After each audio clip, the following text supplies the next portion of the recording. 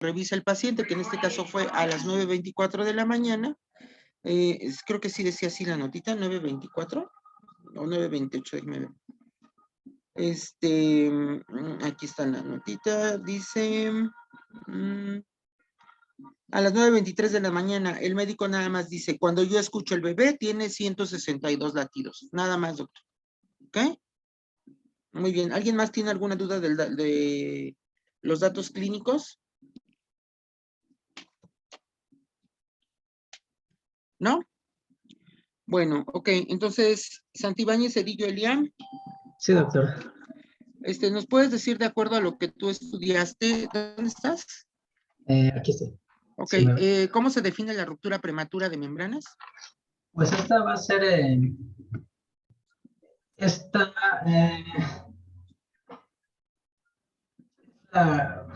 bueno, es que definirla con el mismo nombre del concepto no es correcto. Bueno, es cuando ocurre la rotura de las membranas ovulares antes de que se dé el inicio del parto, y esto va a darnos la consiguiente salida de líquido amniótico por vía transvaginal.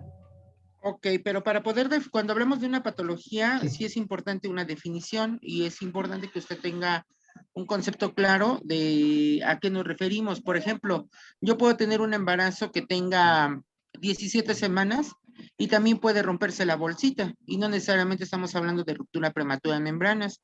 Entonces, cuando hablamos de ruptura prematura de membranas, decimos que es la solución de continuidad de las membranas coreamnióticas en un embarazo mayor de 20 semanas y que ocurre generalmente antes del inicio del trabajo de parto. Sí. ¿Ok?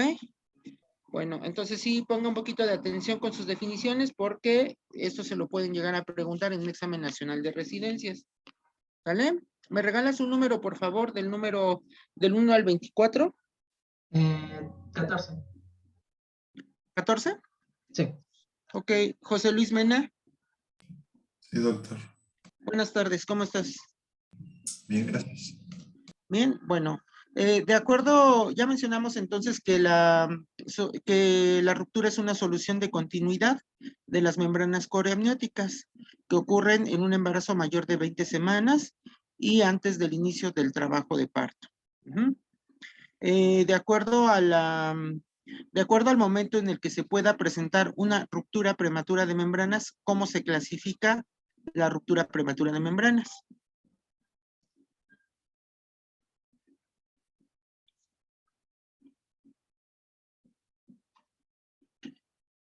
No sé. ¿No leyó nada de la clasificación? No. Ok, bueno, no se preocupe, ahorita lo resolvemos. Plata, por favor, ¿nos puedes ayudar? Sí, doctor. Se clasifican en RPM pretérmino si es antes de las 37 semanas y en RPM a término por encima de las 36 semanas. Bueno, entonces, el momento en el que se presenta la ruptura prematura de las membranas, desde el punto de vista médico, se clasifica en dos grupos, que es pretérmino o de término. Ajá, y eso para fines médicos es muy importante porque puede determinar qué conducta va a tener el médico al momento de la ruptura prematura de membranas, pero también sirve para determinar la vía de nacimiento por la cual vamos a resolver el embarazo que está presentando esta complicación médica, ¿vale? Bueno, doctora Plata, ¿me regalas un número del 1 al 26, por favor? El 6, doctor. Muy bien. García Bautista Karen, buenas tardes. Buenas tardes, doctor. Okay. Cuando tenemos que enfrentarnos al problema de una ruptura prematura de membranas, ¿vale? En algunas ocasiones los datos clínicos son muy fáciles de determinar. Por ejemplo, en esta pacientita nos dice el doctor que la paciente la está atendiendo a las 9:23 de la mañana y ella llegó al hospital porque refiere que tuvo pérdida transvaginal de líquido desde las 7 de la mañana. En la notita médica nos dicen Tarnier y Valsalva positivo y también nos dice que al hacer la exploración hay pérdida franca de líquido amniótico de aspecto claro a través de la vagina. Entonces, la pregunta que te voy a hacer a ti es, ¿a qué se refiere el término Valsalva y Tarnier positivo?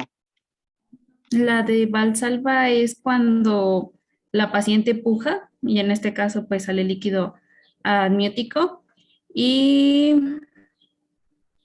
la de maniobra de Tarnier, hoy solo recuerdo que decía de rechazar la presentación. Ok, Mena Aguilar. Ajá. Sí, yo leí que la de Tarnier era hacer una compresión en el fondo uterino con una mano, mientras que con la otra rechazábamos la presentación y pues ahí se iba a haber una salida de líquido amniótico. Ok, bueno, entonces, los datos de sospecha clínico de ruptura prematura de membranas generalmente es que la paciente refiera la sensación de pérdida de líquido a través de la vagina. En algunas ocasiones puede ser tan evidente que al momento de hacer la exploración clínica nosotros le tenemos que solicitar siempre a la paciente la presencia o que puje. Entonces, que puje, que tosa, y eso en teoría debe de incrementar la presión intraabdominal. A eso se le denomina Valsalva.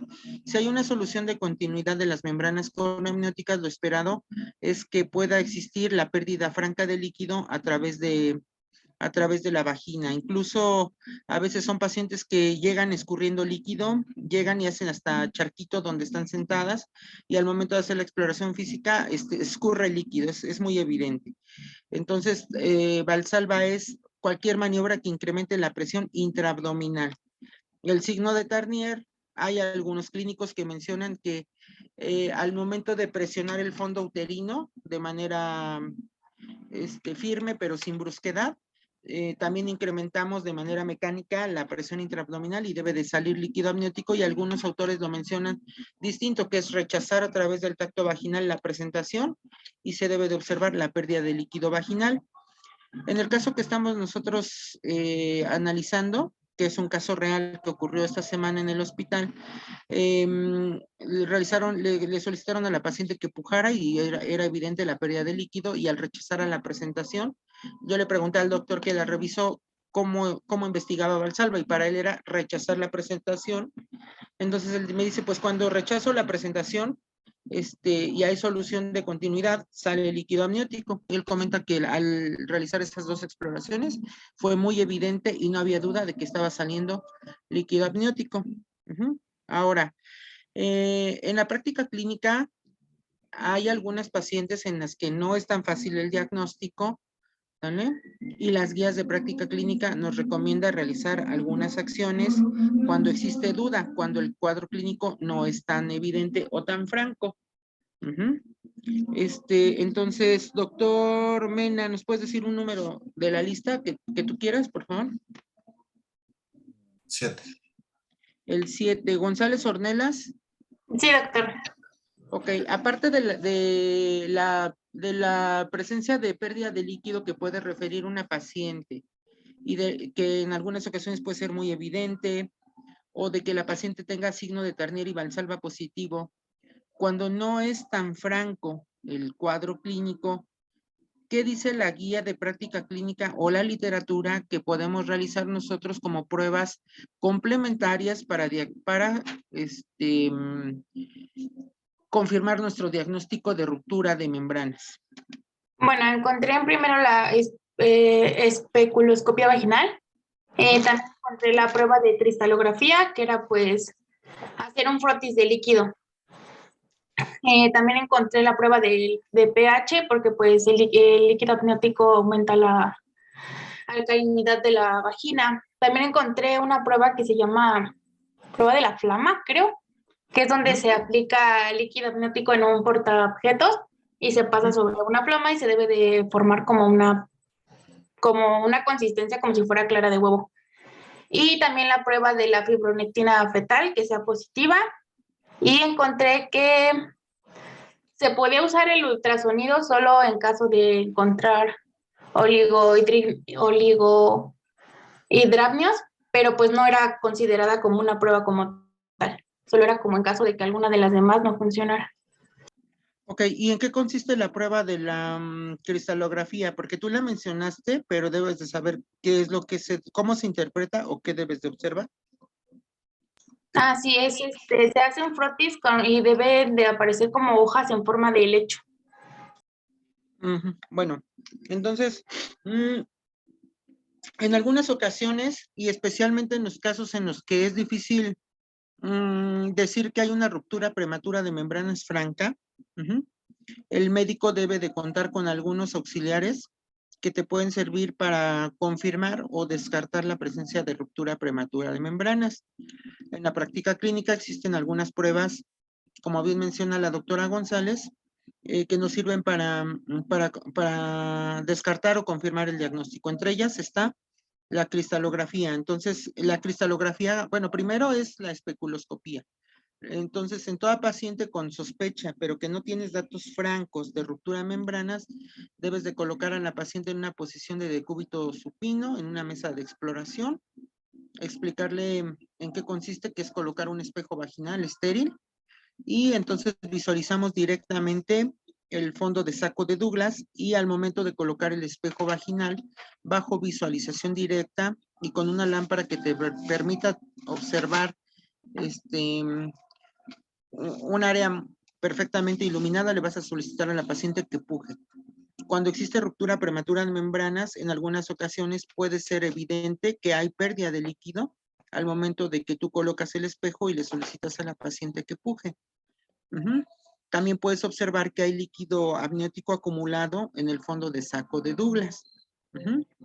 Bueno, en algunas ocasiones, aún con la especuloscopía, puede ser difícil el diagnóstico y mencionan la prueba de cristalografía. La cristalografía consiste en tomar una muestra de líquido que pudiera estar acumulado en el fondo de saco de Douglas, el cual se coloca en un portaobjetos y se visualiza directamente a través de un microscopio. Y lo que vamos a observar es el patrón en hojas de helecho. Otra prueba que también se puede utilizar para confirmar la sospecha diagnóstica es la prueba de la flama, en la cual se coloca también en un portaobjetos una muestra de líquido que pudiera estar acumulado en el fondo de saco de Douglas, y al someterse al calor, la desnaturalización de las proteínas va a provocar que se forme una placa blanquecina, muy parecida a lo que mencionaba la doctora, como si fuera una clara de huevo que está cocida sobre la plaquita. Y otras pruebas que se llegan a mencionar puede ser la prueba de papel de nitracina o de pH. Normalmente las secreciones vaginales son ácidas por la presencia de los bacilos de Doederlein. La secreción ácida es un mecanismo de protección contra infecciones. Y cuando hay solución de continuidad de las membranas coroamnióticas, puede haber acumulación de líquido amniótico en la cavidad vaginal, y una propiedad desde el punto de vista bioquímico de este líquido es que el pH es alcalino. Entonces, la presencia de pH alcalino en la secreción vaginal se considera como prueba de pH o de papel de nitracina positivo. Existen algunas otras pruebas, como puede ser la determinación de creatinina en el líquido de la secreción vaginal. Generalmente el líquido amniótico en su mayor parte está constituido por orina fetal, otro porcentaje es por secreciones pulmonares, y de las sustancias de desecho renal está la creatinina. Entonces en teoría no debería de existir creatinina en las secreciones vaginales. Eso lo pueden mencionar como algo anecdótico. Generalmente no se utiliza en laboratorios clínicos o en hospitales de segundo o tercer nivel, pero también se los pueden llegar a preguntar. Y bueno, la ruptura prematura de membranas es una de las principales causas de oligohidramnios secundario a la pérdida de líquido amniótico. Si bien no es una prueba específica, un dato ultrasonográfico que se debe de solicitar en las pacientes con sospecha de ruptura prematura de membranas es la búsqueda intencionada de oligohidramnios. Entonces, eso es lo que les pueden llegar a preguntar. Generalmente en los exámenes de residencia siempre vienen casos de ruptura prematura de membranas y les ponen preguntas capciosas, y te ponen un caso donde una paciente refiere pérdida de líquido y te dicen, de los siguientes estudios de laboratorio, ¿cuál es el que de mayor utilidad para diagnosticar ruptura prematura de membranas si te ponen prueba de las células naranja, creatinina en líquido vaginal, prueba de la flama, cristalografía y ultrasonido. Y la respuesta es cristalografía. Es la que tiene mayor sensibilidad y especificidad para el diagnóstico de ruptura prematura de membranas. Ujú. Bueno, muy bien, doctora. Entonces, ¿cómo te apellidas? González. González Ornelas, ¿verdad? ¿Me puedes decir un número de lista, por favor? 20. Muy bien. Ramos Mendoza, Sí, buenas tardes. buenas tardes. Ok, entonces, ahorita mencionábamos que en algunas ocasiones el diagnóstico puede ser muy franco, ¿verdad? Y que cuando tenemos una sospecha clínica podemos utilizar algunos auxiliares para sustentar o descartar el diagnóstico.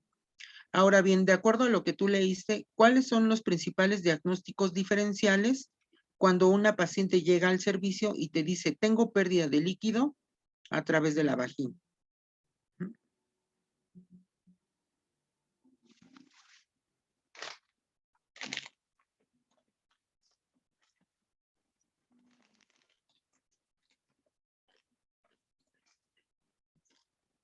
¿Sí entendió mi pregunta?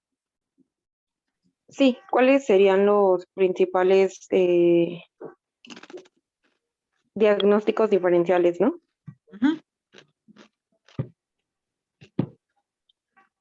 Sería,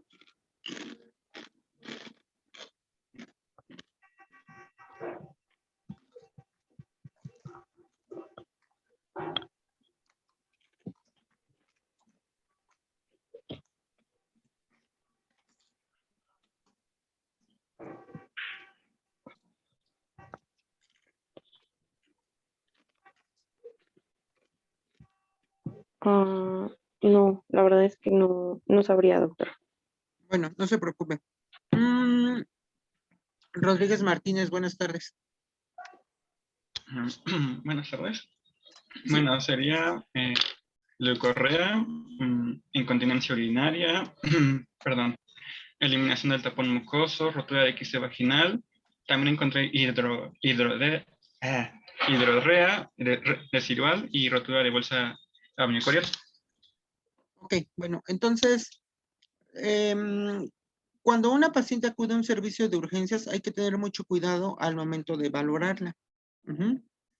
Nosotros tradicionalmente siempre le decimos a las pacientes embarazadas que si presenta fiebre, si presenta sangrado por la vagina, si presenta sensación de que está saliendo líquido, si percibe que el bebé no se mueve o se mueve menos de lo habitual, que si presenta dolor de cabeza muy fuerte que se acompañe de problemas para ver o para escuchar, o si percibe que su vientre se pone muy duro y con dolor, debe de acudir inmediatamente a una valoración porque posiblemente algo no está del todo bien en el embarazo. Se llaman datos de alarma. Ujú. Uno de los problemas que plantea el que una paciente embarazada acuda refiriendo pérdida de líquido es que muy probablemente o tiene una alta posibilidad de que se haya roto la membrana, pero hay que tener mucho cuidado porque la sensación de que está saliendo líquido por la vagina no necesariamente en todos los casos traduce ruptura prematura de membranas. Ujú. Entonces, los datos clínicos, como mencionábamos en este caso, pueden ser muy evidentes y no puede haber lugar a duda de que estamos ante una ruptura prematura de membranas. Cuando existe sospecha clínica, utilizamos todo lo que ya mencionamos. La prueba de cristalografía, prueba de la flama, prueba de nitracina o de pH en secreción vaginal. Puede ser también algo que mencionó la doctora González, la prueba de fibronectina, aunque esa prueba no es específica y también puede ser un predictor de parto pretérmino, entonces hay que tener cierta precaución y también considerar que la prueba de fibronectina fetal, y eso no lo comentamos, puede ser falsamente negativa en embarazos mayores de 34 semanas. La búsqueda intencionada de oligohidratos en el ultrasonido y realizar siempre una especuloscopía. Generalmente los casos que son de mayor dificultad son aquellos en los que no es franca o muy franca la ruptura de membranas, y es muy importante realizar una exploración clínica meticulosa con especuloscopía para observar directamente el orificio cervical y solicitar a la paciente que haga algún esfuerzo o que puje o que tosa para visualizar si hay pérdida franca de líquido por el orificio cervical.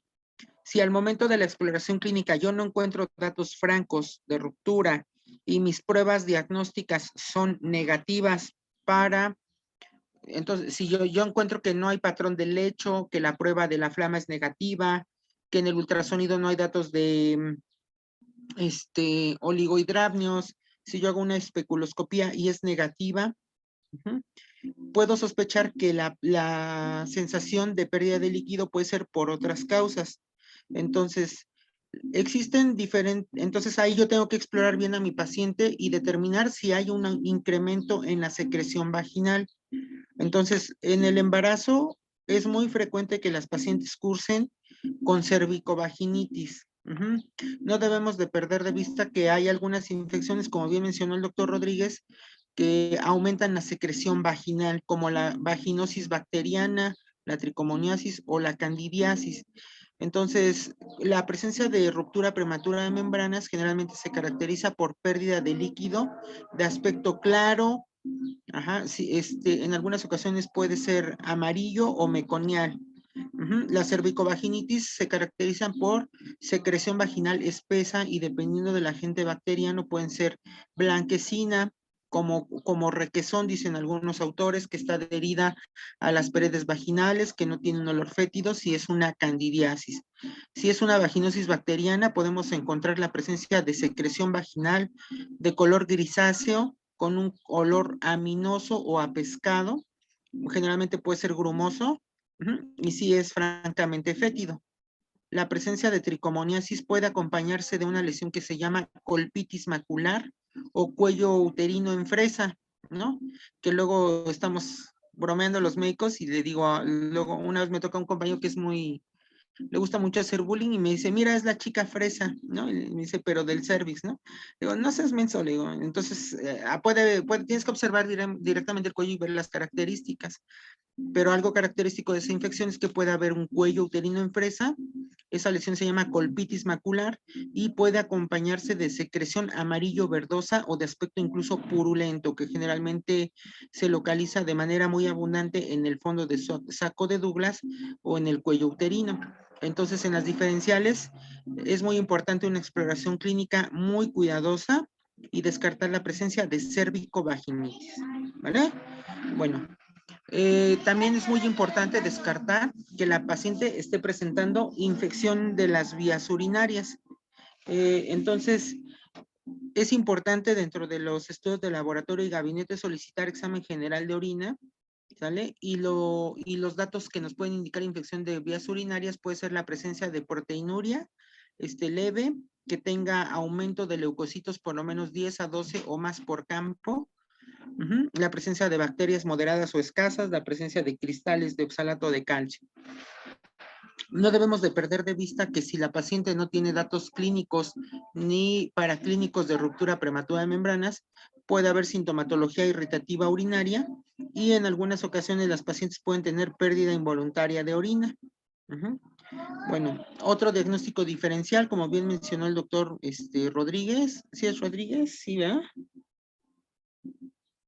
Sí, ¿verdad? Es Alejandro, es la incontinencia urinaria. Entonces, los embarazos muy avanzados, en los que se encuentra incrementada la presión intraabdominal por el tamaño grande del bebecito, pueden ocasionar compresión de la vejiga y puede ser tan importante el incremento de la presión intraabdominal que las pacientes con una vejiga que se llene muy poquito, al ser comprimidas por el feto que está muy grande, pueden tener incontinencia urinaria.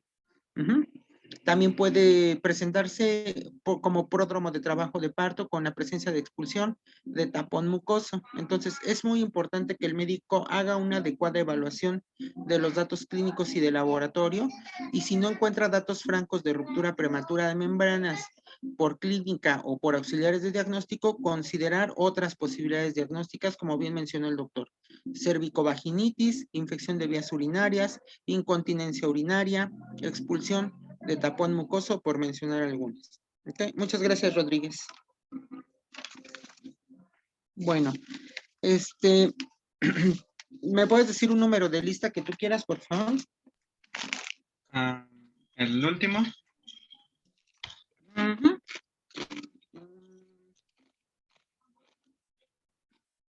Doctora Vázquez, buenas tardes. ¿Sí está Vázquez? No, ¿verdad? Vázquez Balbuena. No la veo. No, me parece que no está. Ok. Sí, no la había registrado yo en el pase de lista. ¿Me puedes decir otro número, doctor, por favor? El 4. Sí, Carla Regina. Sí, doctor. Es la jefa, ¿no? Es la patrona. Buenas tardes, doctora. ¿Te acuerdas de los datos clínicos que te mencionaba? En la salida del líquido amniótico, Ajá, pero aparte de eso, ¿cuántas semanas de embarazo tenía esta pacientita? 35.4 me parece. Bueno, esta pacientita, como mencionaba el doctor, no existe duda clínica de que tiene ruptura prematura de membranas. Y como mencionábamos al inicio de la sesión, la ruptura prematura de membranas se puede clasificar en dos grandes grupos que se llaman pretérmino y de término. ¿En qué categoría colocarías tú a esta paciente? Esa es la primera pregunta que yo te haría. Pues aquí menciona que su embarazo es de 35.6 semanas, entonces sería pretérmino, porque a término ya es después de 36 semanas. Es después de la semana 37, ¿no? Bueno, 36.6 o 37. Bueno, la segunda Entonces pregunta sería sería, ¿qué le harías tú a esa paciente si ya tiene 35 semanas y tiene ruptura prematura de membranas? Pues primero, obviamente, vamos a confirmar el diagnóstico mediante las pruebas diagnósticas ya antes mencionadas. En este caso no fue necesario, doctora. La está valorando un especialista y tiene datos francos de ruptura. No hay duda.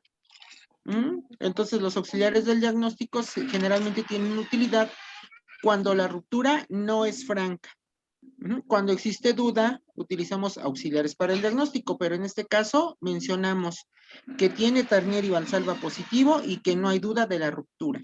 ¿Ok? Entonces, para este caso yo te puedo decir que no pedimos ni ultrasonido, ni cristalografía, ni prueba de nitracina, ni prueba de la flama. Es franca la ruptura. ¿Ok? ¿Tú qué le harías a esta paciente?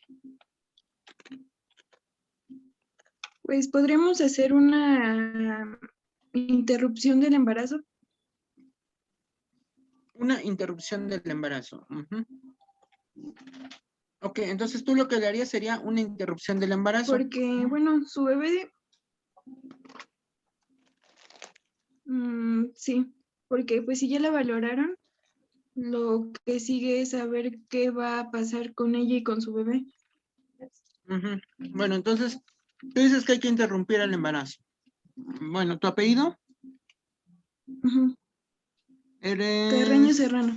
Carreño Serrano. Muy bien, doctora. Y el doctor Miguel Cerón, ¿qué es lo que dice que hay que hacerle a esta paciente? Bueno, bueno, como dice la compañera, la extracción del feto, si ya es mayor a 34 semanas, y también podemos iniciar un tratamiento de antibioterapia profiláctica para lo que es el estreptococos del grupo B. ¿Cómo te apellidas? ¿Hernández Cerón? Sí, Hernández Herón, Miguel Ángel. Bueno, entonces, aparte de lo que dijo la doctora Carla, que es interrumpir el embarazo, el doctor dice, vamos a iniciar profilaxis de antibióticos para evitar algunos microorganismos que pueden ser patógenos, ¿verdad? Muy bien. Doctora Hortelano, buenas tardes. Buenas tardes, doctor. ¿Qué le harías tú a esta paciente? Yo continuaría con lo que dice el doctor de la terapia profiláctica, y como es alérgica a la penicilina, podría ser clindamicina o cefazolina. Si le damos clindamicina serían 900 gramos, 900 miligramos, perdón, intravenoso cada 8 horas, y la cepa puede ser 2 gramos en vuelo intravenoso seguido de 1 gramo cada 8 horas. Perfecto. Entonces, usted insiste en que tenemos que poner antibiótico-terapia, pero como la paciente es alérgica a la penicilina, vamos a utilizar algunos medicamentos que no forman parte de ese grupo antibiótico. Sí. Doctor Santibáñez. Sí, yo había leído que para las gestaciones de más allá de las 33 semanas, ya lo que hay que hacer es tener una conducta expectante, a esperar a que se desarrolle el parto, ya que la maduración pulmonar, por ejemplo, esa tiene un límite hasta las 34 semanas, ya que yo tendría una actitud expectante, más que nada en este caso, y la antibiótico-terapia. Entonces tú dices que no estás de acuerdo con lo que dijo la doctora Carla, que no hay que interrumpirlo, que hay que estarlo vigilando nada más. Ajá. Dice el doctor a conducta expectante. Muy bien. Ok, doctor Meso, buenas tardes. Hola doctor, buenas tardes. Yo induciría el trabajo de parto con oxitocinas y prostaglandinas y practicaría el método de cesárea, porque puede que el bebé muera. Bueno, que el feto muera. Entonces, ¿tú le harías una cesárea? Sí, sí, doctor. Bueno, entonces el doctor dice que no está de acuerdo con el otro, que él no tiene una conducta expectante. Dice, no, yo no vine a verla, yo vine aquí a cortar panzas. Vamos a abrir a la señora y le vamos a sacar el bebé antes de que se muera, ¿no? Bueno, entonces ahí hay otra opinión. Bueno, doctora Saucedo. Yo estoy de acuerdo con mi compañero en estar monitoreándola para ver si se induce el trabajo de parto, ya que también hay criterios para ver si bueno, dependiendo de estos criterios, qué es lo que se decide, y pues tenemos que descartar si hay malformaciones fetales, si hay una enfermedad materna, igual si la madre está ya en trabajo de parto, porque hay un periodo de latencia de 1 a 12 horas, para, pues ya si está desencadenando el trabajo de parto, pues ya no proceder a esto, o dejarlo seguir. Y también, pues, dependiendo del tamaño de la bolsa de líquido amniótico, que se evalúe en el ultrasonido. Entonces, la doctora Saucedo nos dice que lo que va a determinar la conducta va a ser la cantidad de líquido amniótico que tiene, que para ella sería importante valorar si la mamá tiene alguna enfermedad que requiera alguna atención particular o que pueda modificar el estado de salud materno. Pero ella dice que valoraría inducir un parto, ¿es correcto? Bueno, doctora Alba Carretero, buenas tardes. Sí, buenas tardes.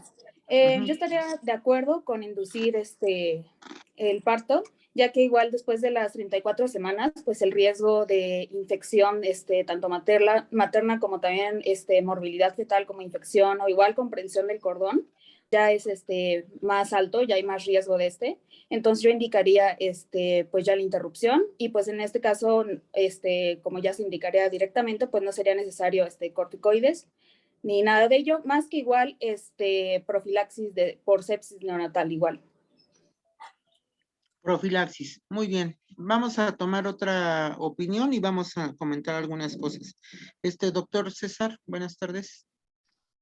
Buenas tardes, doctor. Pues yo en el manejo siento que estamos dejando de lado el caso clínico. Hay que considerar en primera que la madre tiene posibilidad de tener un trastorno hipertensivo del embarazo por la presión arterial que está manejando. Y además, el feto en la exploración física tenía una frecuencia cardíaca mayor de 160, lo que nos indica una taquicardia fetal que, entre múltiples cosas, nos puede indicar, como en el 40% de los casos, que hay una infección intrauterina. Y generalmente cuando se presenta ya es un signo tardío. Entonces yo considero que en el manejo hay que considerar estos dos aspectos, la preeclampsia y también que el paciente, bueno, en este caso el feto, presenta taquicardia. Ok. Bueno, ya escuchamos muchas opiniones acerca de un caso clínico. Bueno, todavía había una manita. Vamos a darle oportunidad al doctor, creo que es Mena. ¿Qué nos va a comentar usted como último comentario respecto de esto que estamos hablando? Yo también iba a comentar que podríamos utilizar inductores de la maduración cervical para inducir un parto, pero como la paciente tiene un antecedente de una cesárea, tal vez deberíamos de proceder con la cesárea y interrumpir ya el embarazo. Muy bien. Entonces el doctor dice que cuando hay una ruptura de membranas, como en este caso, se podría valorar utilizar algunos medicamentos para madurar el cuello uterino y provocar un parto, pero que hay que tener mucha precaución porque como la paciente tiene una cesárea previa, debemos hacer un uso muy cuidadoso de estos medicamentos. Bueno. El tratamiento de la ruptura prematura de membranas debe de seguir ciertas pautas. Pero dentro de lo más importante que nosotros tenemos que considerar al momento del tratamiento, lo primero es lo siguiente. Uno, existe un periodo que ya lo había comentado desde la sesión anterior la doctora Hortelano, si no mal recuerdo, que es el concepto de periodo de latencia. El periodo de latencia se refiere al periodo que va a ocurrir entre el momento de la ruptura y el momento en que la paciente va a desencadenar trabajo de parto. Como regla general, todos los embarazos que tienen ruptura prematura de las membranas van a terminar pariendo o desencadenando trabajo de parto. Sin embargo, el tiempo en el que se va a desencadenar este trabajo de parto es muy variable. Hay pacientes que pueden desencadenar trabajo de parto en cuestión de solo minutos, horas o incluso días. Entonces, lo segundo que debemos de considerar es que las membranas coriamnióticas son una membrana física que va a permitir al feto estar protegido de agentes o de microorganismos que pudieran estar presentes en el tracto vaginal, de la paciente. Algunos microorganismos pueden ser flora normal o no patógena, pero también puede ser que los pacientes puedan tener microorganismos causantes de infección. Entonces, como regla general, las guías de práctica clínica y toda la literatura nos dice, cuando hay una ruptura prematura de membranas, independientemente del número de semanas, la primer conducta es la antibioticoterapia profiláctica. Entonces, lo adecuado en cualquier caso de ruptura prematura de membranas es profilaxis con antimicrobianos y cada caso debe de individualizarse de acuerdo al contexto que estamos viendo. Entonces, mencionaba por ahí la doctora, puso mucha atención, alérgica a penicilina. Entonces, las recomendaciones de antibioticoterapia también pueden ajustarse de acuerdo a ciertas condiciones del paciente.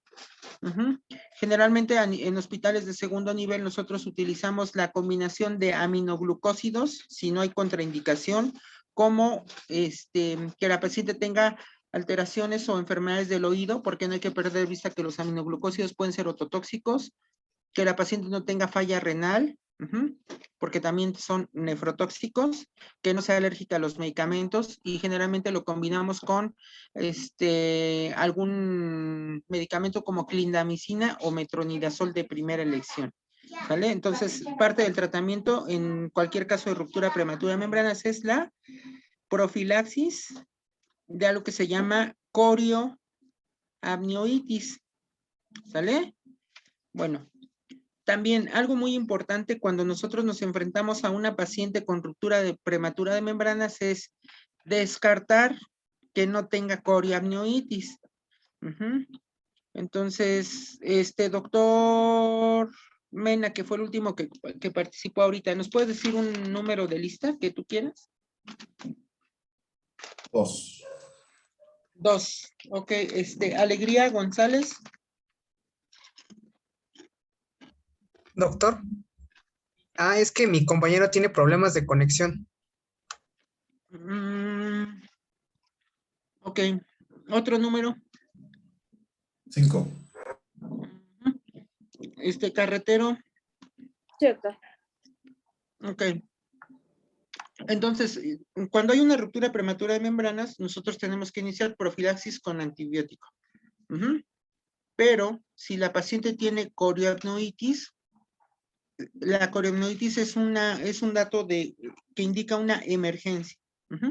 Y tenemos que interrumpir el embarazo lo más pronto posible.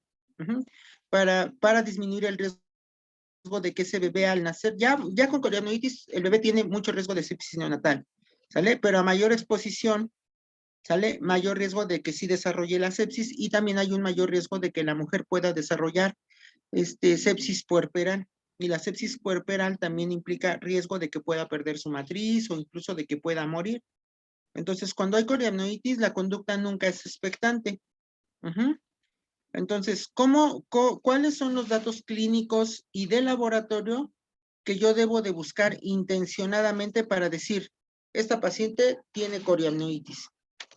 Sí, bueno, yo leí sobre los criterios de Gibbs, que es la presencia de fiebre de temperatura igual o mayor a 38 grados. Y también, bueno, ese es el mayor, y también criterios menores que pueden ser 2 o más, que es la sensibilidad uterina normal, secreción también purulenta del orificio del cervix exterior, y también es taquicardia materna mayor de 100 latidos por minuto, y también la taquicardia fetal. Esta es igual si es mayor de 160 latidos por minuto, y también leucocistosis materna. Bueno, entonces, aparte de iniciar profilaxis con antibiótico, siempre es importante determinar que la paciente no tenga coriamnionitis. Como tú bien mencionabas, tenemos que buscar datos clínicos y de laboratorio que nos indiquen coriamnionitis. Los datos clínicos de coriamnionitis son la fiebre. Es muy importante, si tú tienes una paciente con fiebre, descartar que no tenga algún foco infeccioso clínico que pueda estar condicionando la fiebre. Entonces hay que interrogar siempre a la paciente en búsqueda de síntomas respiratorios agudos, como odinofagia, tos, rinorrea, coriza.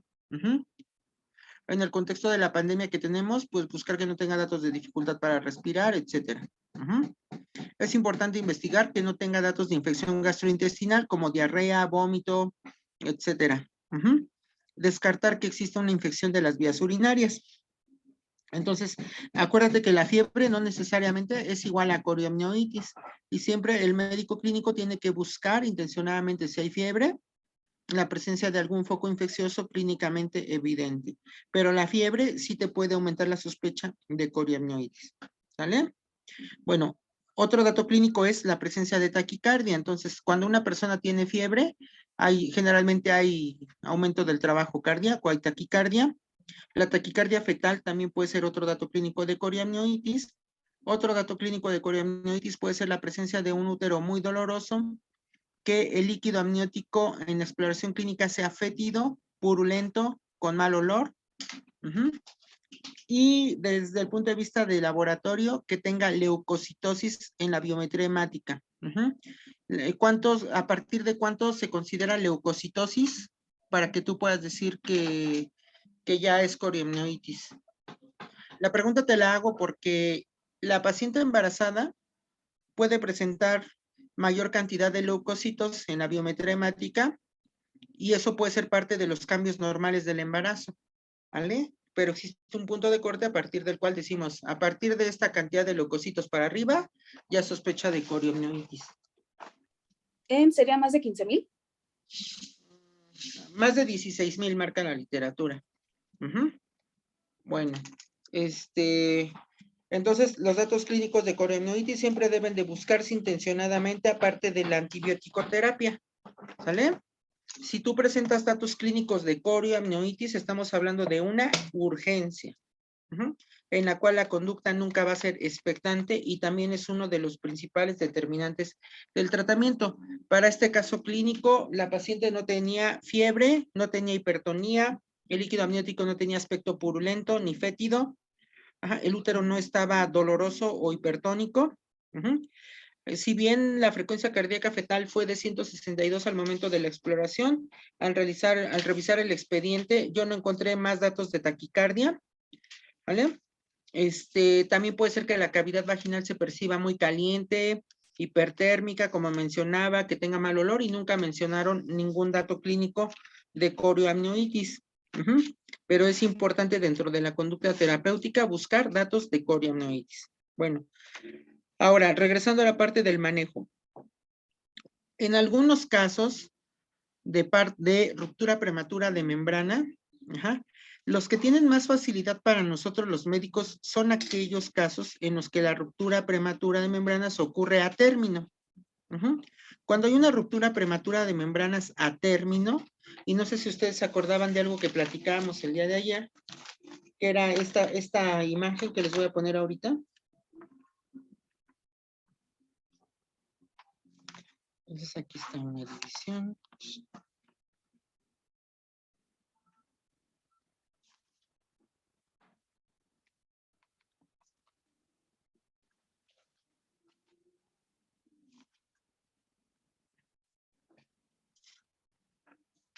Y nosotros decíamos, la ruptura prematura de membranas es aquella solución de continuidad que ocurre después de la semana 20 y antes del inicio del trabajo de parto. Y se clasifica como pretérmino si ocurre antes de la semana 37. Y de término si ocurre después de la semana 37. Los que no tienen ningún problema para nosotros son los que son de término. ¿Por qué? Porque ya es un feto que en términos estrictamente médicos ya es un feto maduro, que al nacer va a poder respirar, comer, evacuar, mantener una temperatura corporal y generalmente un metabolismo de la glucosa y del calcio normal. Entonces, los embarazos que son con ruptura prematura de membranas a término, la conducta nunca es expectante. ¿Por qué? Porque a mayor tiempo de ruptura, a mayor periodo de latencia, es decir, entre más largo sea el periodo entre la ruptura y el desencadenar trabajo de parto, hay mayor posibilidad de que el bebé desarrolle sepsis neonatal por coriamnionitis. Entonces, los embarazos de término nunca tienen conducta expectante. Y lo que debe de hacer el médico en un embarazo con ruptura prematura de membranas de término es valorar si existe alguna circunstancia materna, que eso sí lo mencionaron algunos de sus compañeros, que pueda comprometer el estado de salud de la mamá. Por ejemplo, en este caso la paciente estaba hipertensa. Sí lo comentó creo que el doctor Mena, si no mal recuerdo. Entonces, o alguien de sus compañeros, creo que fue Saucedo. Entonces, sí, Saucedo comentó algo de que hay que valorar el estado de salud materno. Entonces, si la mamá tiene alguna enfermedad grave como preeclampsia, diabetes mellitus descontrolada, si está hemodinámicamente inestable, si tiene datos clínicos de coriamnionitis, es una urgencia y ahí tendría lugar una cesárea. ¿Sale? Bueno, también es importante considerar, si no hay datos de coriamnionitis, que no haya una mala presentación del feto, que esté en situación transversa, que esté pélvico, que tenga oligohidramnio severo, porque eso también puede modificar la conducta del médico. Si yo tengo un bebé que es de término, pero viene, perdón, en una presentación anormal, pues ya ni le busco, ¿verdad? Le tengo que hacer una cesárea, si está en transverso, si está en pélvico, si encuentro datos clínicos sospechosos de macrosomía fetal y que yo vea que el bebé puede, puede atorarse, si yo encuentro que la pelvis está reducida y no es apta para un parto vaginal, cesárea. Si yo encuentro datos clínicos de coriamnionitis, cesárea. Si yo encuentro datos clínicos o datos ultrasonográficos de oligohidramnios, también es una indicación de cesárea. Si yo encuentro datos de que la frecuencia cardíaca fetal está mal y hay compromiso del bienestar fetal, pues tampoco lo dejo aparte, ¿vale? También es importante, y eso sí lo mencionó el doctor Mena, son los antecedentes obstétricos. Si el embarazo es de término, bueno, y ahí a mí también se me olvidó mencionarlo, o tiene más de 34 semanas, tampoco hay duda, ¿eh? Si tiene más de 34 semanas, aunque sea pretérmino, la conducta es casi igual que con los de término. ¿Por qué? Porque después de la semana 34 ya no tiene ningún beneficio esperarme y tampoco le puedo ofrecer al feto perdón, los beneficios de los inductores de madurez pulmonar fetal. Entonces, por ahí el doctor Santibáñez mencionaba, yo tendré una conducta expectante y la respuesta para este caso en particular, doctor Santibáñez, no es expectante. ¿Por qué? Porque en los que sí está recomendada la conducta expectante es en aquellos fetos menores de 34 semanas y ahorita vamos a explicar por qué. Bueno, y regresando a lo que estábamos comentando, hay que poner atención aparte de los datos fetales y maternos, los antecedentes obstétricos. Entonces, las mujeres que tienen 2 cesáreas previas no puede ser parto, tiene que ser cesárea. Si la paciente tiene una cesárea previa, hay que tener mucho cuidado si vamos a inducir un parto. Si vamos a inducir un parto, se debe de valorar las condiciones cervicales de acuerdo a una escala de calificación que se llama índice de Bishop, que ya se los compartí. Si el índice de Bishop es mayor de 9 puntos y no hay ninguna contraindicación materno fetal, podría tener lugar una inducción del parto con oxitocina. Si el Bishop es desfavorable, ¿sale? No tiene caso inducir el parto y menos usar prostaglandinas, porque exponemos a la paciente a hemorragia grave o a ruptura uterina. Entonces, las prostaglandinas pueden estar contraindicadas, como en este caso, cuando tienen cesárea previa, aunque sea una. Entonces, los factores que van a determinar la vía de nacimiento, en general podemos decir, de ruptura prematura de membranas de término o mayor de 35 semanas, nunca es expectante. Se debe de valorar inducción de parto de acuerdo a las condiciones maternas, fetales, índice de Bishop o antecedentes ginecobstétricos de la paciente. Si yo no encuentro ninguna contraindicación para inducir un parto, puedo hacer dos cosas.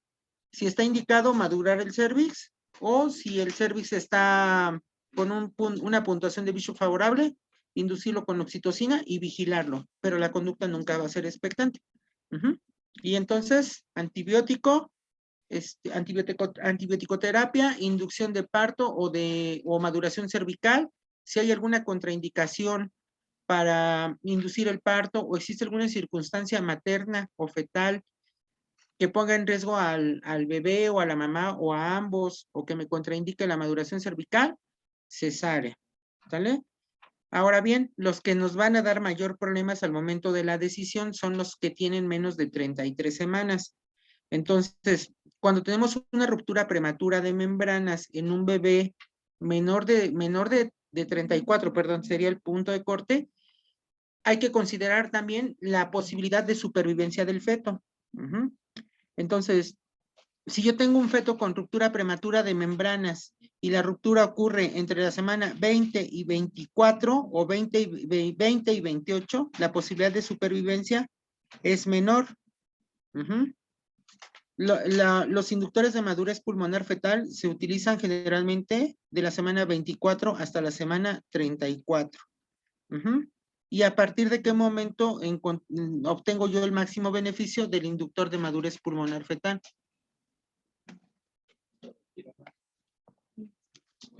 En las primeras 24 horas hasta los 7 días. Exactamente, entonces el poner el inductor de madurez pulmonar fetal no es suficiente. Si yo voy a iniciar un inductor de madurez pulmonar fetal, tengo que mantener a la paciente hospitalizada, en reposo, hacerle una curva térmica para ver que no tenga fiebre, pedirle estudios de laboratorio seriados, por lo menos cada 8 o 12 horas para ver que no haya leucocitosis, que no haya aumento de la velocidad de sedimentación globular, hacerle rastreo ultrasonográfico para verificar que el bebé esté bien de su latido, que no haya una disminución grave de líquido amniótico, que no le esté haciendo tacto vaginal frecuentemente el médico y ponerle su antibiótico. Le inicio su esquema de inductor de madurez pulmonar fetal y debo de recordar que el máximo beneficio se va a obtener hasta 24 horas después de que yo administre la última dosis. Bueno, ayer mencionábamos también que hay un medicamento que se utiliza para inhibir el parto pretérmino, pero que aparte de inhibir el parto pretérmino tiene un efecto neuroprotector en el feto. Entonces, en la actualidad, los fetos con alto riesgo de parto pretérmino, como estos que tienen ruptura prematura de membranas, está indicado el uso de sulfato de magnesio. El sulfato de magnesio como neuroprotector fetal. Y las recomendaciones de la OMS nos dicen, ante un feto con alta posibilidad de parto pretérmino, hay que darle neuroprotección con sulfato de magnesio. ¿Sale? Eso también, recordemos, son fetos que nacen antes de la semana 34. Bueno, si yo tengo en este momento, doctora Carretero, buenas tardes, una pregunta. Un fetito que llega con nosotros con ruptura prematura de membranas franca y tiene 23 semanas. de gestación, ¿tú qué le harías a ese feto? Bueno, sería principalmente de evaluar el bienestar materno y fetal. Y bueno, yo creo que si lo existe, pues mantener hospitalizado, también reposo y los antibióticos profilácticos, que se suelen indicar igual por 10 días, igual ecografía, pruebas igual de hemograma se pueden incluir, y pues ahí esperar hasta alcanzar las 24 semanas. No. ¿Qué van a comentar, la doctora Plata?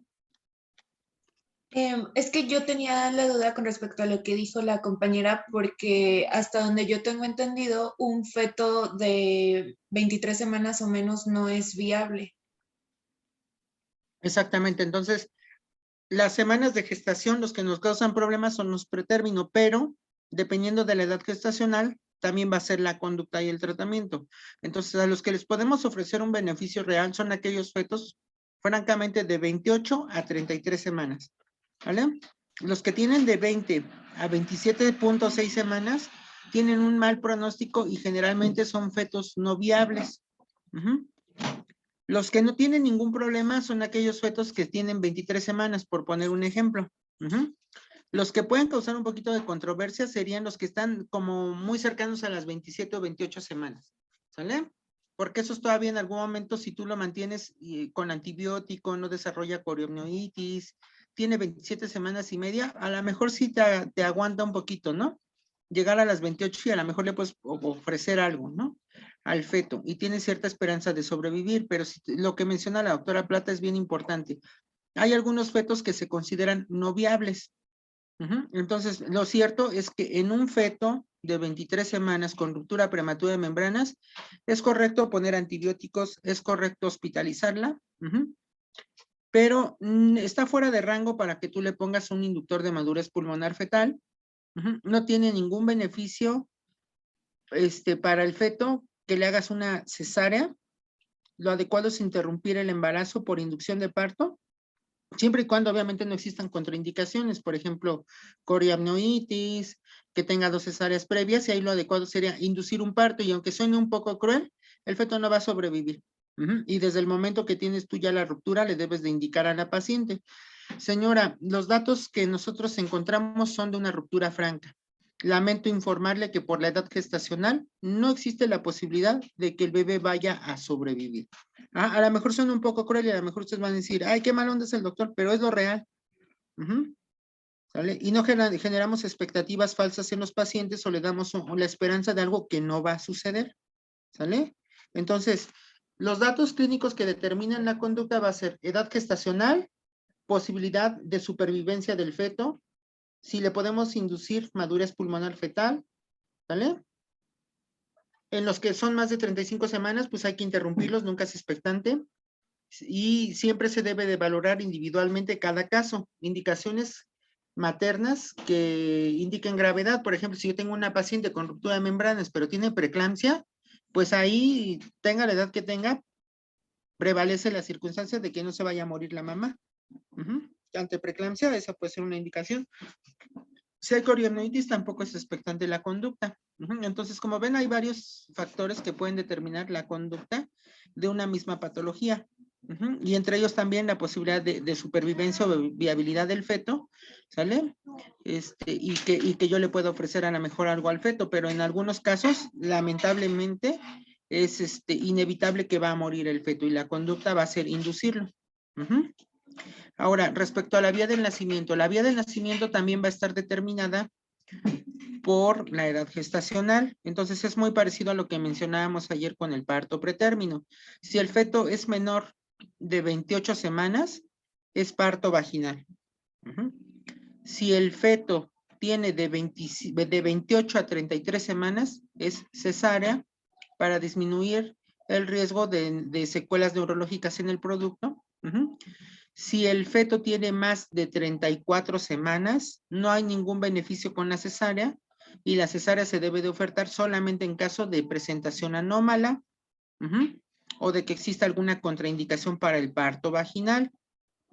Las contraindicaciones para un parto vaginal podría ser que la paciente tenga VIH, que la paciente tenga herpes genital activo, que la paciente tenga algún tumor del canal vaginal que ocluya el canal del parto, que el bebé venga pélvico, que, que la paciente tenga 2 cesáreas previas, o una cesárea previa y te contraindique el uso de inductores para el parto, que tenga sufrimiento fetal, que la paciente esté grave, por ejemplo, que sea una diabética descontrolada, que tenga preeclampsia con criterios de severidad, que esté hemodinámicamente inestable, que tenga corioamnionitis. Entonces, los principales determinantes para la conducta van a ser edad gestacional, viabilidad o no del feto, posibilidad de ofrecerle inductores de madurez pulmonar fetal, las condiciones maternas y fetales, la presencia o no de corioamnionitis.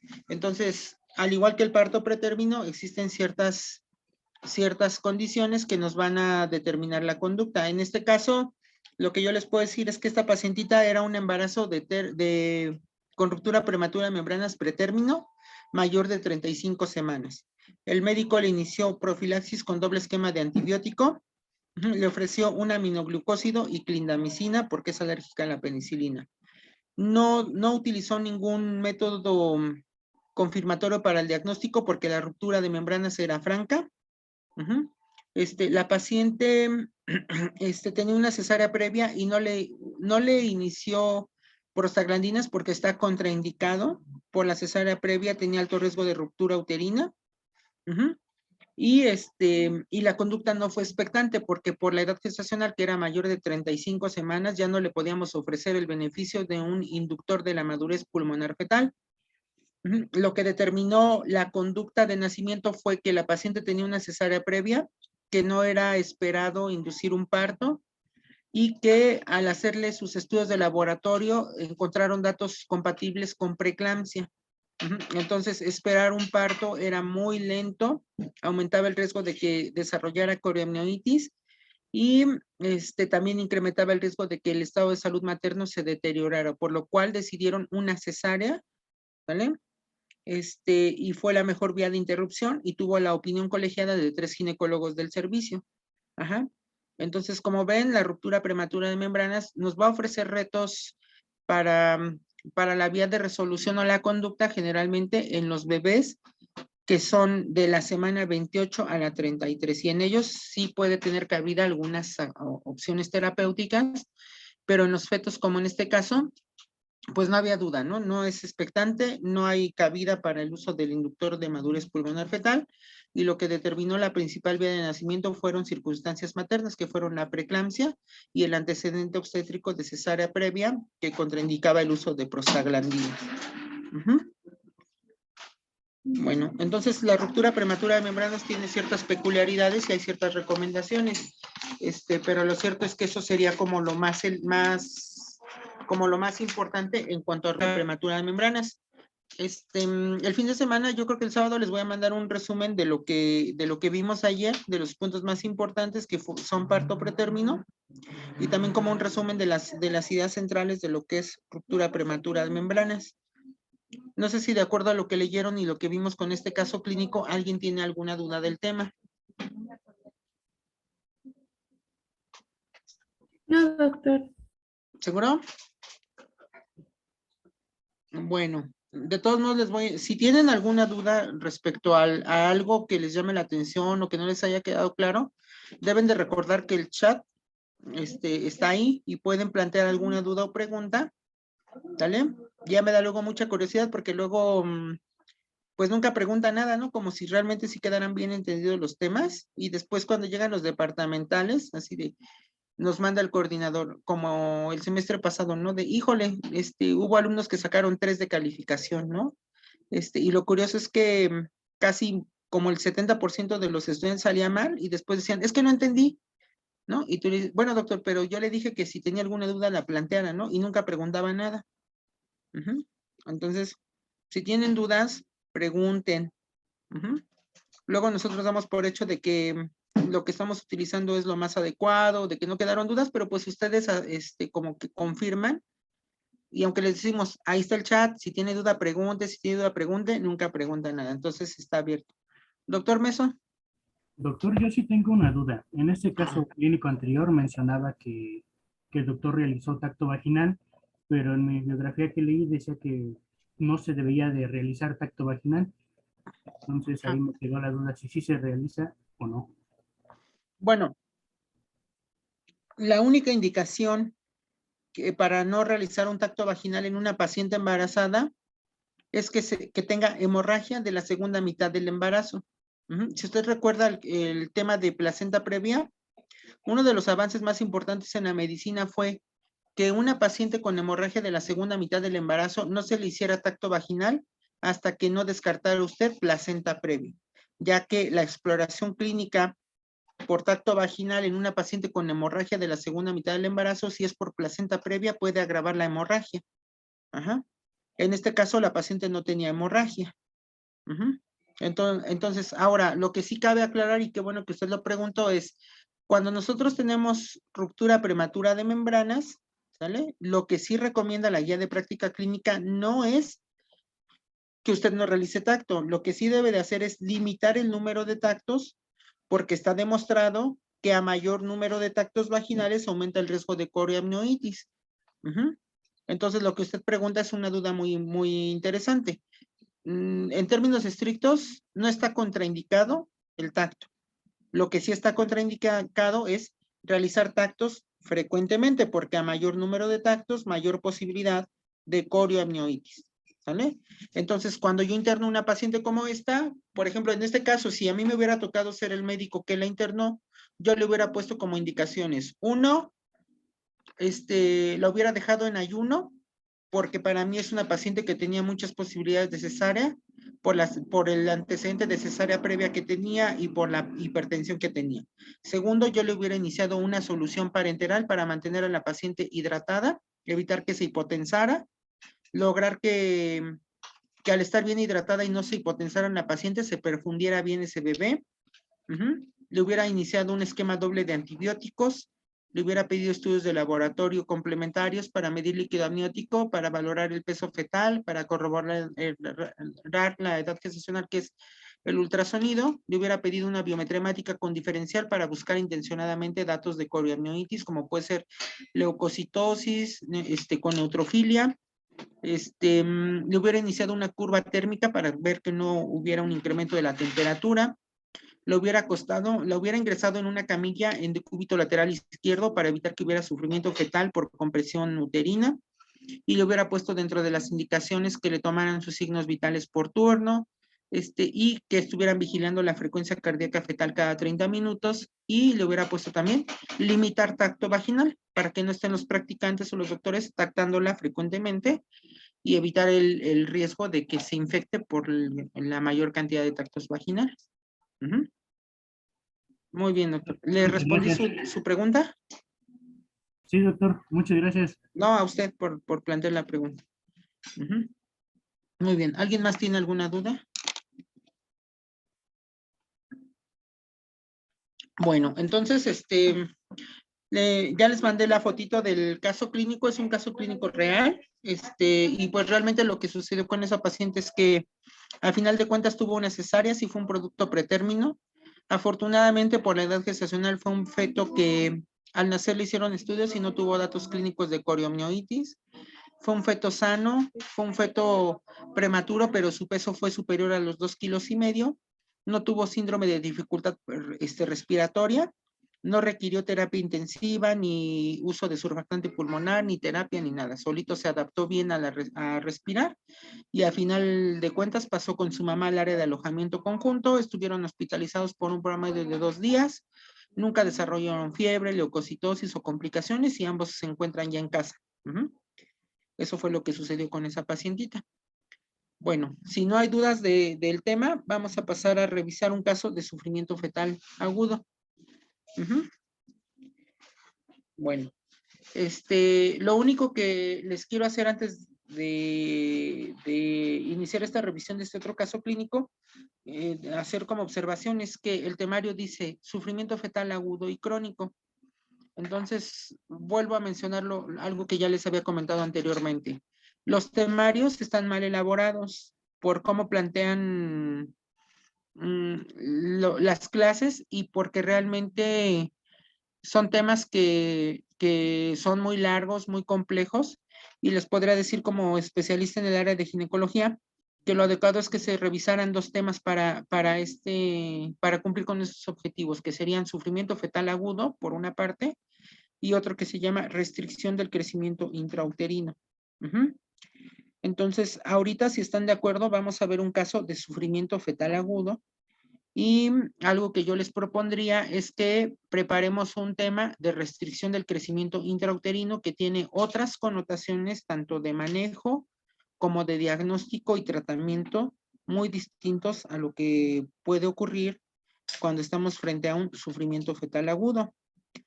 Entonces, al terminar la clase más tarde, voy a platicar con la jefa de grupo, ella platica con ustedes, podemos llegar a un consenso, pero lo real y lo cierto es que deberíamos de ver esto en 2 partes. Una para sufrimiento fetal agudo y una para restricción del crecimiento intrauterino, ¿vale? Bueno.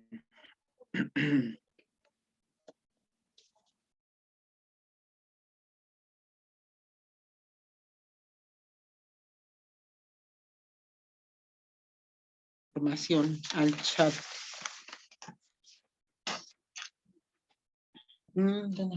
Aquí está. Este caso que vamos a ver es de sufrimiento fetal agudo y también es un caso clínico que se presentó esta semana. En este caso clínico hubo una intervención de la doctora Santiago.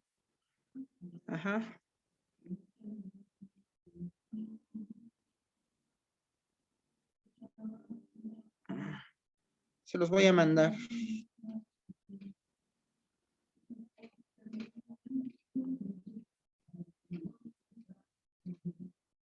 Aquí está.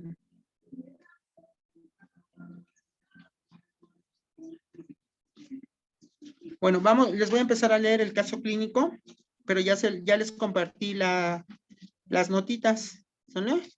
Una de las notitas que es la nota de urgencias. Entonces, este caso clínico ocurrió el pasado 21 de febrero, que fue el lunes. La nota de urgencias la hizo la doctora Santiago, que es médico especialista de gineco, y nos dice en su notita lo siguiente.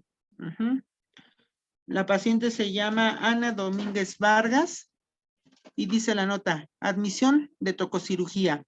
Paciente femenino de 33 años, cursando gesta 1. Embarazo de 34 semanas.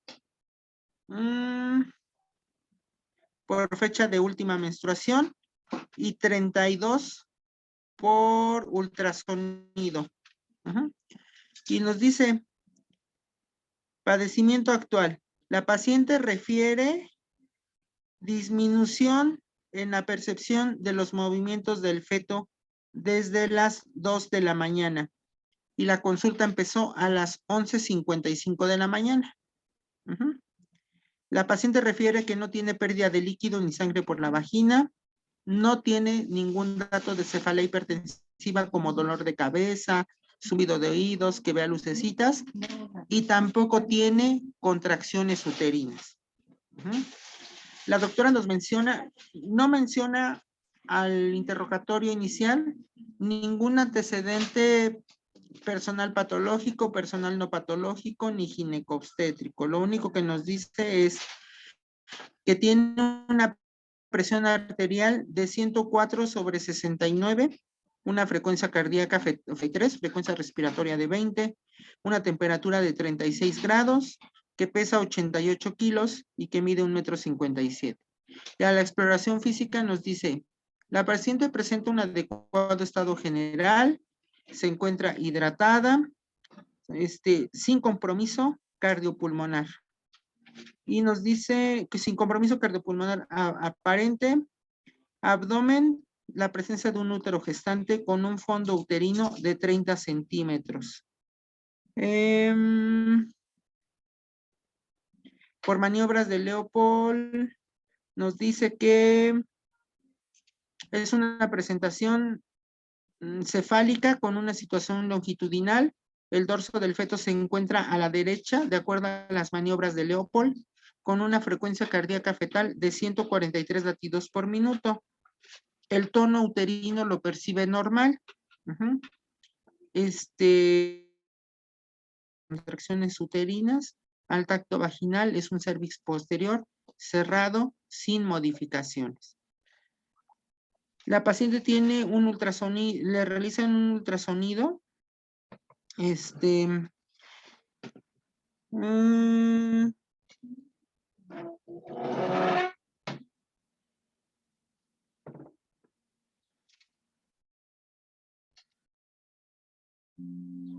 Ok, a la paciente le piden un ultrasonido al momento de la revisión y nos dice que el feto tiene una edad gestacional de 32 a 33 semanas, que la placenta tiene un grado de maduración 2 de Granum, que tiene un índice de líquido amniótico aparentemente normal y que durante 10 minutos que estuvieron vigilando a la paciente con el ultrasonido, solamente presentó un movimiento fetal.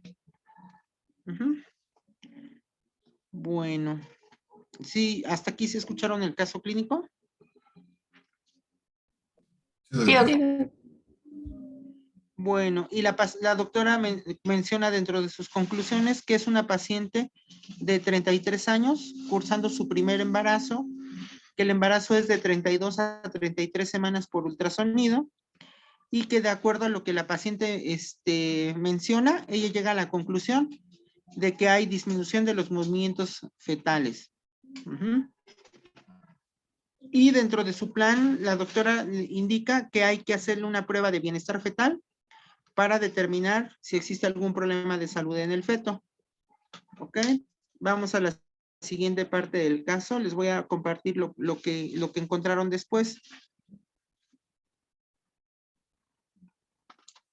Les voy a mandar la segunda notita.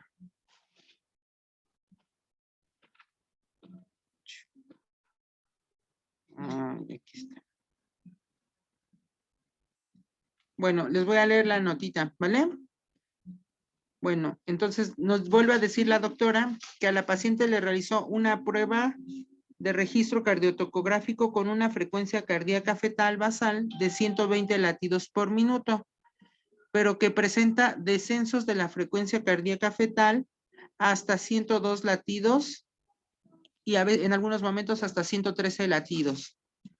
La doctora nos menciona que se perciben los movimientos fetales disminuidos al momento del estudio y que no hay papel para imprimir el registro cardiotocográfico y debido a los hallazgos de que la paciente refiere disminución de los movimientos fetales y que la prueba de bienestar fetal indica la presencia de bradicardia, decide internarla en el hospital con el diagnóstico de paciente de 33 años, gesta 1, embarazo de 33 semanas por ultrasonido, 32 semanas por ultrasonido y bradicardia fetal. Y su plan terapéutico es ingresa a la unidad de tococirugía para hidratación, realizar estudios de laboratorio urgentes y valorar interrupción del embarazo. Y dentro de sus indicaciones terapéuticas menciona 1, ayuno, 2, solución glucosada al 10%, 500 cc para carga, solución de Harman, 1000 cc para 8 horas, administrar una dosis de omeprazol intravenoso cada 24 horas, monitorizar los signos vitales y realizar cuidados generales de enfermería, vigilar la frecuencia cardíaca fetal y actividad uterina, colocar a la paciente en una posición de decúbito lateral izquierdo en posición de semifoller, administrar oxígeno por mascarilla facial a 10 litros por minuto y realizar pruebas biometría hemática, tiempos de coagulación y pruebas cruzadas como indicación terapéutica. ¿Ok? Entonces vamos a comenzarle. ¿Sale? ¿Sí leyeron sufrimiento fetal agudo? Bueno, vamos a agarrar nuestra listita de preguntas. Doctora Plata, buenas tardes. Buenas tardes, doctor. De acuerdo a lo que tú leíste, ¿cómo se define el sufrimiento fetal agudo? Podría definirse como un estado que se caracteriza por una alteración en el intercambio metabólico materno-fetal y que puede producir por consecuencia hipoxemia, acidosis, hipercapnia y finalmente hipoxia y daño celular fetal. ¿O incluso qué? Hipoxia y daño celular fetal. ¿O incluso? La muerte. La muerte. Entonces, hay que tener mucho cuidado. De los textos que yo les comparto para revisar algunos temas, ya me ha tocado, no con ustedes, pero en semestres previos, dicen, es que el doctor pide como que leamos a fuerza cierta literatura. Lo cierto, si ustedes tienen después la posibilidad de leer de manera completa el lineamiento técnico de cesárea segura, ¿sale? Al inicio menciona que en los países en vías de desarrollo como nosotros, ¿sale? La cesárea forma o es un problema grave de salud pública, ya que se abusa de la cesárea. Y en muchas ocasiones se somete de manera injustificada a algunas pacientes a una intervención cesárea, y cuando se analizan los casos, a veces no existe realmente una justificación de por qué le hicieron una cesárea a una paciente. Después nos dice que nos define qué es una cesárea, después vienen algunas clasificaciones de las cesáreas dependiendo de algunos parámetros, y después nos dice que en la actualidad existen criterios para realizar una cesárea, y las indicaciones para cesárea las clasifica en indicaciones maternas, fetales y mixtas. Y dentro de las indicaciones más frecuentes por las que se realiza una cesárea es cuando los médicos dicen sufrimiento fetal. Pero también el texto nos platica que a veces se abusa del diagnóstico de sufrimiento fetal y en muchas ocasiones no existen elementos suficientes para decir que hay sufrimiento fetal. Lo cierto es que cuando hablamos de sufrimiento fetal agudo, estamos hablando de algo muy peligroso, que si no se atiende de manera oportuna y con la premura suficiente, está en peligro incluso la vida del feto. Entonces, en obstetricia siempre tenemos dos pacientes, la mamá y el bebé. Y cuando hablamos de sufrimiento fetal, estamos hablando de una emergencia que requiere realizar ciertas medidas terapéuticas en un periodo muy corto de tiempo, pero también requiere una evaluación muy cuidadosa de los elementos que van a justificar el diagnóstico.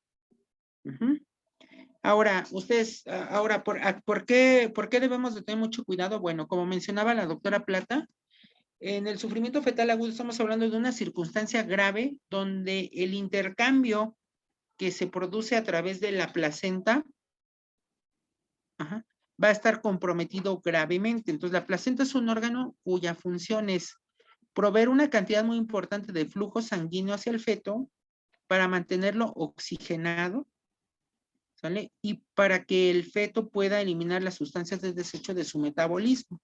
También la placenta, pero en el sufrimiento fetal lo que va a estar principalmente comprometido va a ser el intercambio de las sustancias de desecho, el aporte de oxígeno, y cuando ocurre sufrimiento fetal estamos hablando de una circunstancia en la que está en peligro real la vida del feto. Y si nosotros no lo diagnosticamos y tratamos de manera oportuna, en el menor de los casos, pues solamente va a haber hipoxia, hipercapnia, acidosis metabólica, pero también puede ocurrir la muerte de un feto, ¿sale? Entonces hay que tener mucho cuidado, ¿sale?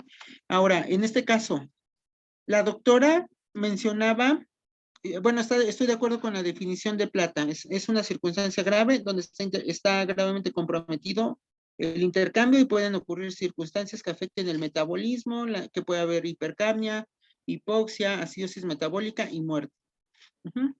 Ahora bien, cuando nos encontramos ante en un caso donde ya se diagnosticó o se sospecha la presencia, o con mucha posibilidad de sospecha que es un sufrimiento fetal agudo, el médico debe de llevar a cabo medidas de reanimación in útero. Doctora Plata, dinos un número de lista que tú quieras. El 10, doctor. El 10.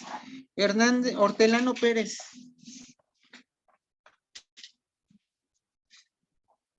Doctora Hortelano. Sí, doctor, dígame. Bueno, de acuerdo a lo que tú leíste, ¿a qué se refiere o cuáles son las intervenciones que se deben de realizar como medidas de reanimación in útero?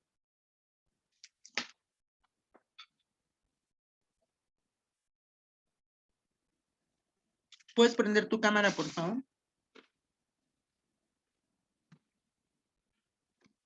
Sí, perdón, pues.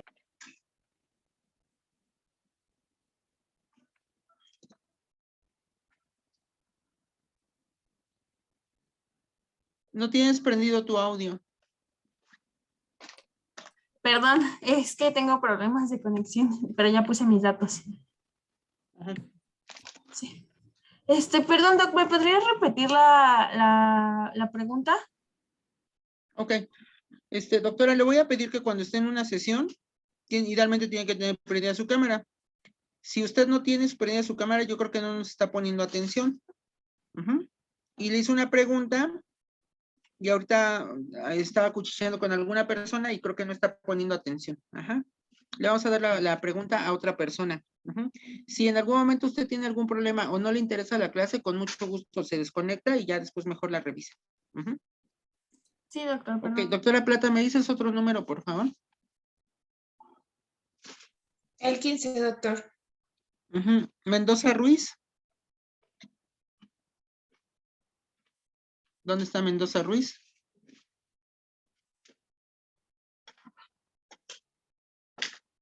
Tampoco está, ¿verdad? Bueno. Ok, ¿me puedes decir otro número, por favor? 14. Ok, Mena Aguilar. Doctor, ¿nos puedes decir, por favor, en qué consisten las medidas de reanimación in útero en un caso de sufrimiento fetal?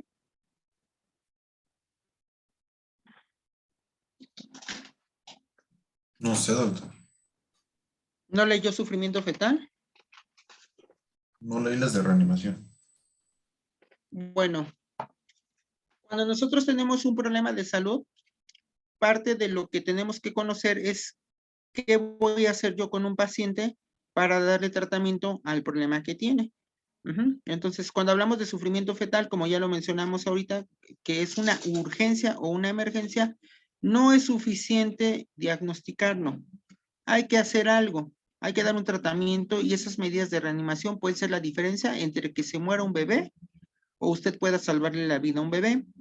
Entonces, sí le voy a pedir que posteriormente las revise y esas medidas de reanimación in útero vienen mencionadas en el texto que le solicité para la lectura del tema. Ok, ¿alguien de sus compañeritos levantó la mano? ¿Quién fue?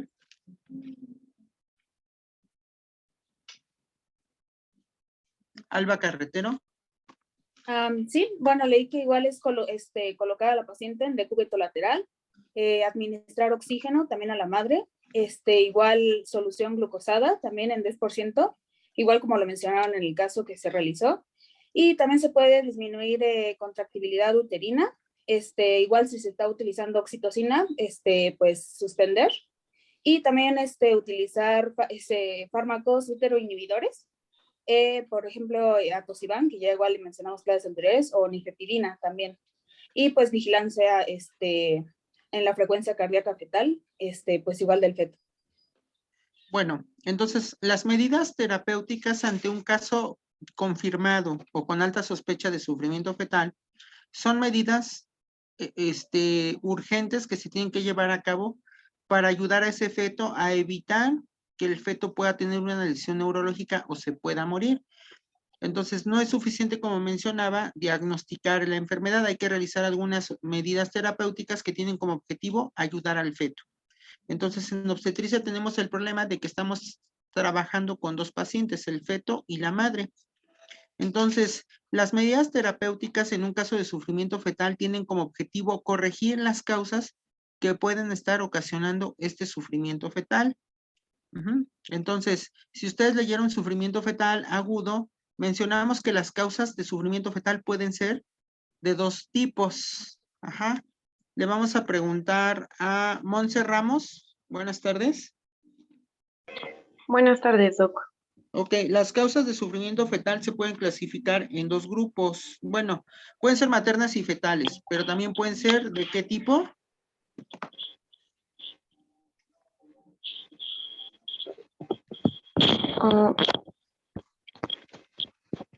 Pues bueno, yo solo las que leí, no sé cómo se clasifiquen, de maternas, que sería toxemia, diabetes, infecciones, trabajo de parto anormal, hipotensión, fetales, prematurez, malformaciones congénitas de placenta y también por cordón umbilical, que sería el prolapso del cordón.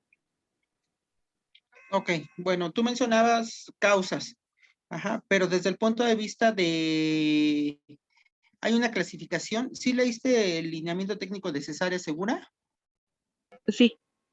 Sí, bueno, en el lineamiento técnico de cesárea segura viene una definición de sufrimiento fetal y nos dice que las causas de sufrimiento fetal pueden ser maternas o fetales.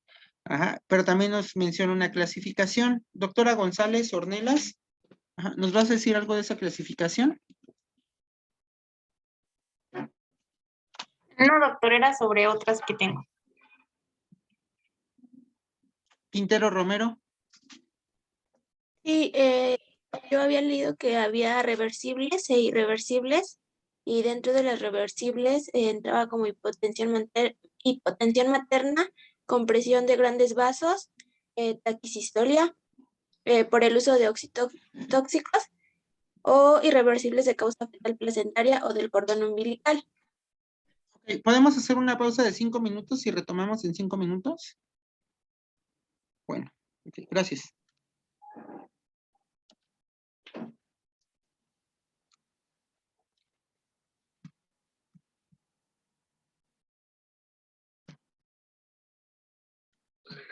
Pongamos por aquí después de este párrafo, del primer párrafo que teníamos.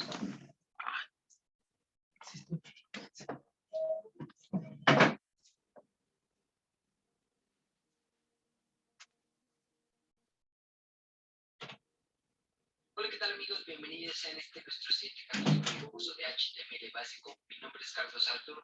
Bien, pues en este capítulo vamos a ver las imágenes en HTML. Así que bien, pues vamos a empezar. Es un capítulo muy corto, así que comencemos. Por ello yo voy a estar utilizando las imágenes que usamos en los capítulos anteriores, que tengo en el carpeta de imágenes. Y tengo las dos imágenes del favicon y lo que es el logotipo. Así que en nuestro documento HTML les voy a agregar, pongamos por aquí después de este párrafo, del primer párrafo que teníamos. Así que aquí está el primer párrafo.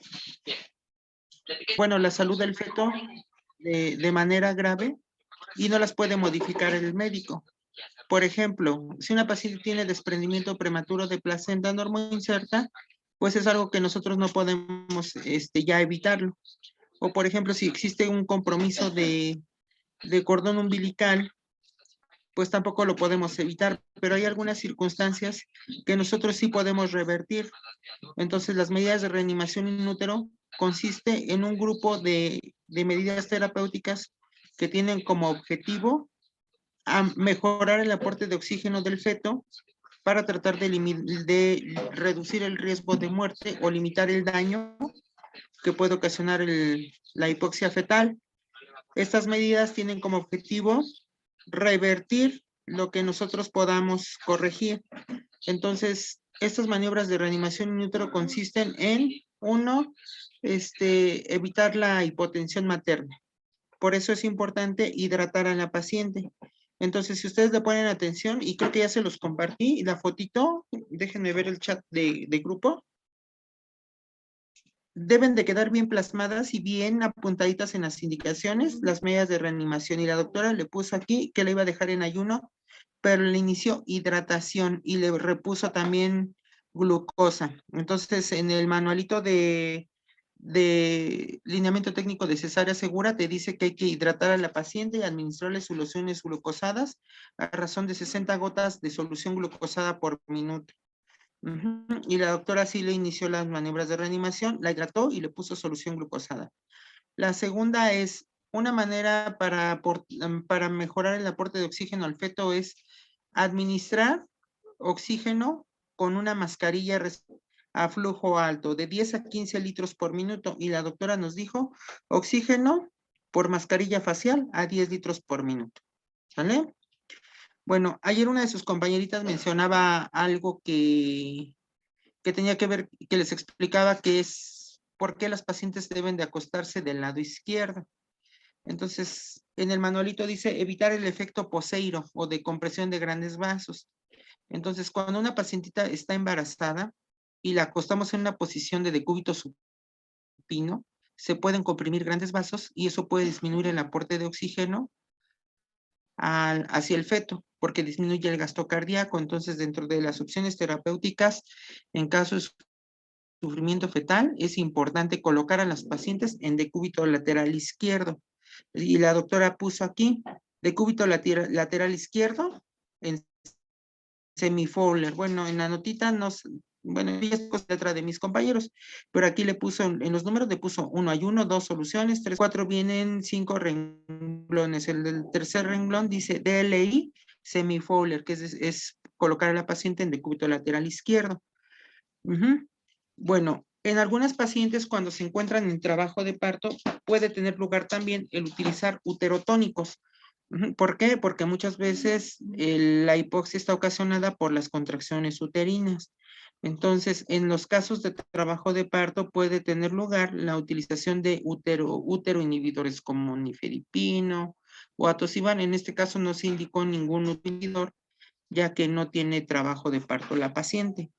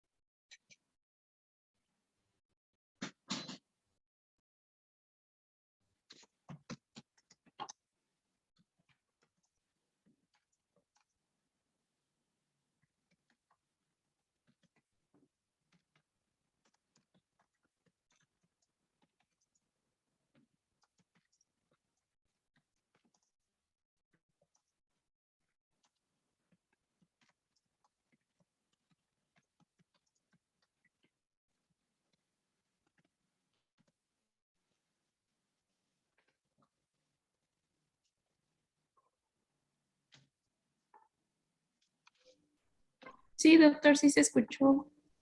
Sí, sí se escucha bien. Ok, es que yo como que vi que se quedó como la pantalla así quietecita y no los veo como si estuvieran quedado pasmadas las pantallitas. Bueno, entonces, sí la escucharon, ¿verdad? Sí, doctor. Sí, doctor.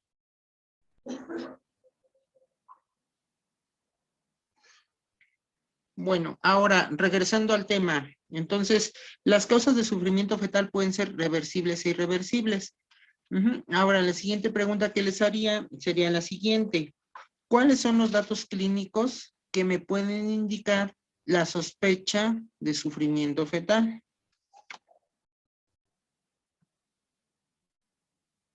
Doctora Ramos. Sería alteraciones en la frecuencia cardíaca fetal. También se puede acompañar de la presencia o no de meconio y también va a haber alteraciones del pH de la sangre capilar.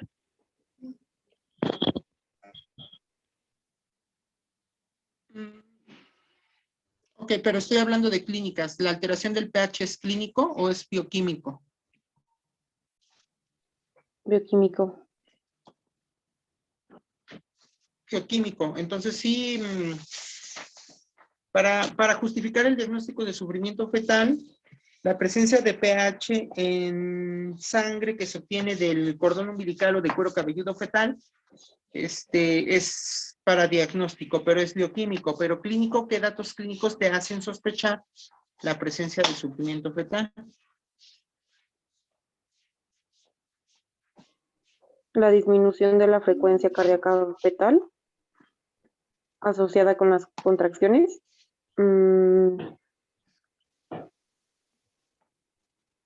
¿La qué, perdón? Frecuencia cardíaca fetal. También la disminución de los movimientos fetales.